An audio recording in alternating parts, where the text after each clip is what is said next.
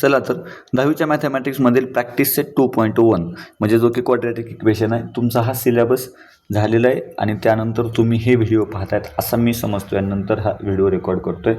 त्यासाठी बघा, practice set 2.1 मधला हा पहिला प्रश्न रिव्हिजन पर्पजसाठीचे व्हिडिओ आहेत आणि तुम्हाला सबस्क्राईब करून ठेवायचे. बघा, बिनकामाचे जे तुम्ही करून ठेवतात सबस्क्राईब, त्यापेक्षा करा, खरंच मजा येईल तुम्हाला शिकायला. आणि नंतर मी लॉंग व्हिडिओ पण यावर अपलोड करणार आहे, जे की फुल कव्हरेज असतील सिलेबसचं, जे तुम्हाला आणि तुमच्या नंतर येणाऱ्या तुमच्या मित्रांना देखील त्या ठिकाणी काय होतील, बेनिफिशियल होतील. चला, 2 इक्वेशन्स लिहायचे आहेत आपल्याला. पहिला प्रश्न आहे जे की क्वाड्रॅटिक इक्वेशनचा. तर तुम्हाला माहितीच आहे क्वाड्रॅटिक इक्वेशन कशी असतात.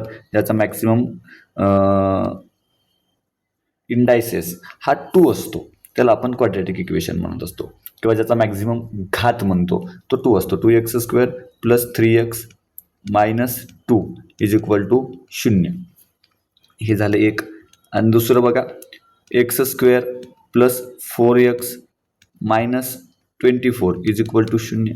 अजून आपण अशा पद्धतीचे भरपूर लिहू शकतो. मग कुठल्याही इक्वेशन ज्याचा मॅक्झिमम इंडेक्स हा 2 असला पाहिजे. 3x² - 3x - 28 = 0. अशा पद्धतीचे आपण अनेक इक्वेशन लिहू शकतो. आणखी 1-2 लिहायच्यात का? तर चला, -4x² + 16x